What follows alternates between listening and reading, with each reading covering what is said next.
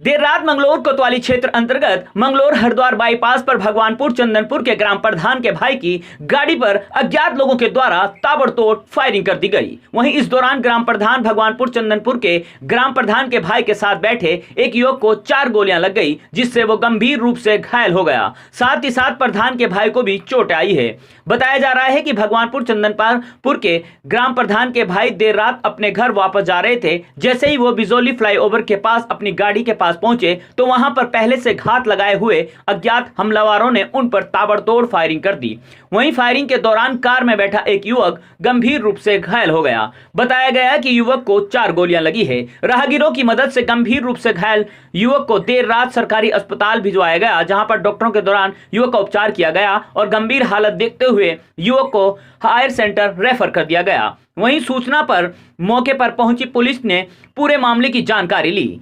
आया गुलसाद नाम का ना हमारे पास भगवानपुर चंदनपुर गांव का, तो इसके चोट बाएं कंधे पर, दाहिने हाथ पर और बाएं कंधे के जॉइंट पर चोट के निशान है।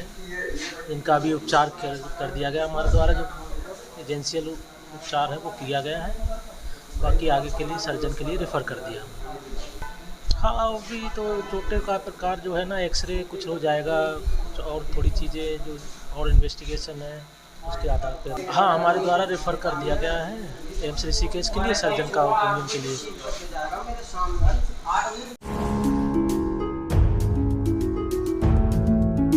पाल महाराज दसाऊ गांव स्थित चालदा महासू देवता मंदिर पहुंचे। उन्होंने दिव्य दर्शन कर सुख शांति की कामना की। उसके बाद उन्होंने ग्रामीणों की समस्याओं को जाना। इस बीच उन्होंने आगामी आने वाले क्षेत्र का मुख्य जागड़ा पर्व के लिए 1 दिवसीय छुट्टी के लिए मुख्यमंत्री उत्तराखंड सरकार से आग्रह किए जाने की बात कही। इस मौके पर ग्रामीणों ने हाजा चुरानी मोटर मार्ग को चक्राता मोटर मार्ग से मिलाने की मांग करने के साथ ही डांडवा गाँव में स्थित देवी आपदा से क्षतिग्रस्त हुए महासू देवता मंदिर का पुनर्निर्माण कराने, खत दसाऊ में क्षतिग्रस्त नहरों का निर्माण कराने सहित कई मांग उनके सामने रखी।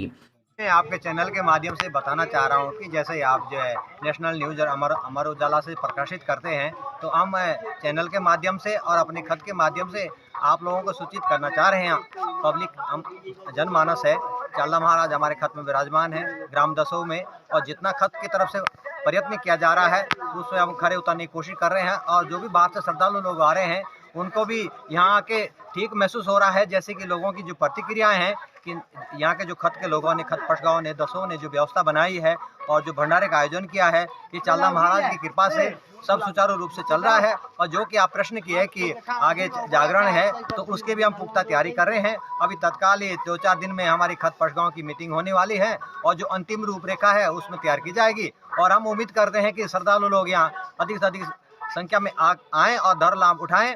और मीडिया को हम कहना चाह रहे हैं कि इस खतपश गांव में जो व्यवस्था चल रही है और महाराज की जो कृपा है हम हमारे ऊपर, तो मीडिया भी अपने तरफ से जो प्रसार करें कि जो भी श्रद्धालु आएँ वो यहाँ के महाराज का जो प्रसाद ग्रहण करें और यहाँ के धर्म लाभ उठाएं और लोगों के तरफ ये संदेश जाएं, दुनिया में ये संदेश जाएं, भारत में नहीं और विदेश में भी संदेश जाएं कि जौनसार बावर में खतपश गाँव है एक, और गाँव दसों एक ऐसा जगह है, ये अपने आप में एक पर्यटन स्थल भी है। और यहाँ पे लोग आएँ और यहाँ पे जो लोगों ने कार्य किए हैं और जो आगे प्रोग्राम हमारे दिन प्रतिदिन महीने भर बदलते रहते हैं उसमें धर्म लाभ उठाएं और महासू महाराज से कृपा करते हैं कि जितने भी दर्शक लोग आए वो सही सलामत और सुरक्षित अपने घर तक पहुँचे और धर्म लाभ उठाएं। मंदिर समय की तरफ से आगामी जो 18, 19, 20 को जागड़ा पर्व आने वाला है, उसके लिए हमने अगर महाराज जी कुछ हमारे लिए कुछ व्यवस्था करें तो हम उसके लिए मांग पत्र रखें। और तथा कुछ हमारी अन्य मांगे हैं, जैसे हमारे एक पर्यटन स्थल है, क्योंकि वो पर्यटन मंत्री हैं, तो उनसे ये भी गुहार करें कि हमारे लिए कुछ वहाँ के लिए सहयोग करने की कृपा करें, जिससे कि यहाँ का विकास भी हो सके और जागड़े में जो भीड़ आएगी उसके लिए अगर कुछ व्यवस्था करते हैं तो हम उनके आभारी रहेंगे। बस यही हमारी उनसे मांगे। माननीय मुख्यमंत्री जी से मैंने लिख के दे दिया है और उनसे आग्रह मैंने किया है कि 1 दिन का अवकाश जो है, 18 तारीख का अवकाश जो है वो घोषित करें। इस पर वो विचार कर रहे हैं। निश्चित रूप में सकारात्मक इस पर निर्णय होगा और हम यही चाहते हैं कि महाराज जी का जागरण बड़े धूमधाम से मनाया जाए और क्षेत्र की जनता से आग्रह है कि सभी मिलकर के इसको मनाएं। ये हमारे उत्तराखंड की बहुत बड़ा एक पर्व है और इसको बड़े पैमाने से मना करके निश्चित रूप में महाराज जी का यश और कीर्ति पूरी दुनिया में फैले, यही हमारी कामना है। सर, जैसे पर्यटक के क्षेत्र में ये क्षेत्र बहुत ही एक सुंदर एक जगह भी है, तो क्या पर्यटक के हिसाब से इसको विकसित करने का इसको विकसित हम कर रहे हैं। चक्र तीर्थ जो है आपका चक्रौता है, तो चक्र तीर्थ के अंदर महाशु महाराज का हनोल में धाम स्थित है और उसके लिए हम लोग पूरा आगे बढ़ाने का प्रयास कर रहे हैं। उसके लिए पूरा कैबिनेट के अंदर निर्णय भी हो गया है उसके विस्तार के लिए, और पूरा उसका जो परिसर जो है वो पूरा डेवलप होगा सारी सुविधाओं के साथ। जैसे आपने हाटकोटी में देखा होगा जिस प्रकार से सुविधाओं का विस्तार है, उसी प्रकार से यहाँ सुविधाओं का विस्तार किया जाएगा।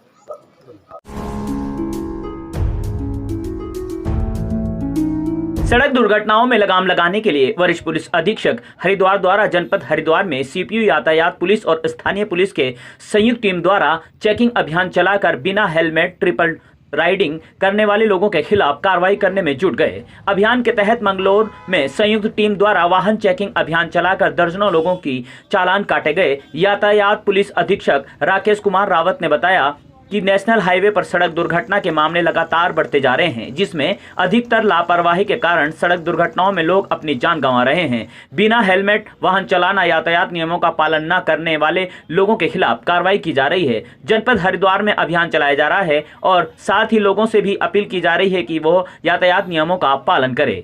हमारे एसएसपी महोदय के निर्देशानुसार सड़क दुर्घटनाओं पर अंकुश लगाने के लिए और लोगों को यातायात के नियमों से जागरूक कराने के लिए सीपीयू यातायात पुलिस व थाना पुलिस, स्थानीय थाना पुलिस के एक संयुक्त चेकिंग की जा रही है, जिसमें लोगों को अवेयर भी किया जा रहा है। और ये ट्रिपल राइडिंग हो गए, आपका ड्रंक एंड ड्राइव, शराबी की जो वाहन चलाते हैं उनके खिलाफ कार्रवाई की जा रही है। अन्य सभी लोगों के खिलाफ जो भी एमवी एक्ट का उल्लंघन कर रहे हैं सभी के खिलाफ कार्रवाई की जा रही है। खास करके ई रिक्शा के खिलाफ विशेष रूप से अभियान चलाया जा रहा है। हाईवे पर ई रिक्शा का चलन बिल्कुल मना है। जैसे आप जानते हैं कि एमवी के तहत इनकी स्पीड काफ़ी कम होती है और एक निश्चित स्पीड से ऊपर वाहन चलाना और उससे नीचे चलाना वो भी अपराध है। तो हमारा प्रयास ये है कि जो ई रिक्शा किसी भी दशा में हाईवे पर न चलें।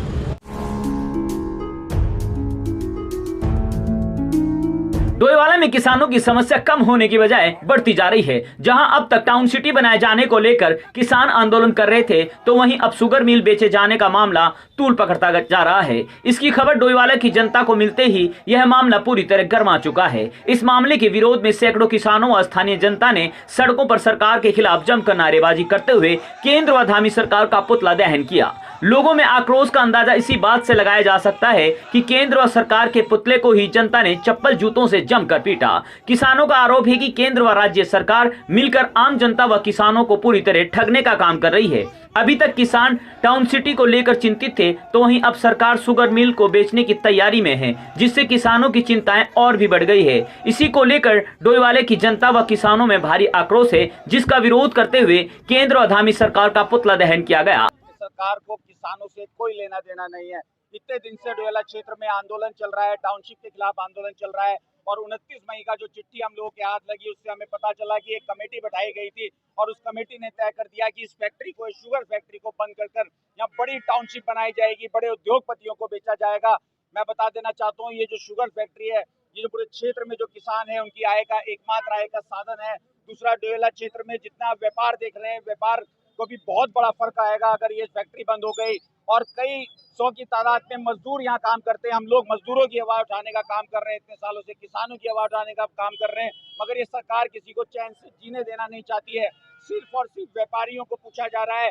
जिस जनता के वोट से चुनकर ये सरकार बनी है, उस जनता को बेदखल करने की तैयारी है, पूरे डोईवाला क्षेत्र को बेचने की तैयारी है, मगर हम ये होने नहीं देंगे। शुगर मिल गेट के सामने माननीय मुख्यमंत्री पुष्कर धामी जी का पुतला इसलिए फूका है कि ये किसान, ये मजदूर जो मिल में काम करने वाले आज आक्रोशित है कि आपकी कथनी और करनी में कितना अंतर है। एक तरफ आप इंटीग्रेट सिटी का नक्शा बनाकर भेजते हो और उसके बाद कहते हो कि अभी ऐसा कोई काम होने नहीं जा रहा, दूसरी तरफ आप शुगर मिल के लिए जो कमेटी बनाई थी मुख्य सचिव की अध्यक्षता में, वो रिकमेंड करती है कि इसको बेच दिया जाए और आप ये दर्शाता है कि जो 152 बीघे जमीन आप बेचकर या जो उद्योगपति आप लाना चाहते हो, यहाँ के लोगों से, व्यापार मंडलों से, मजदूरों और किसानों के ऊपर कुठाराघात कर रहे हो।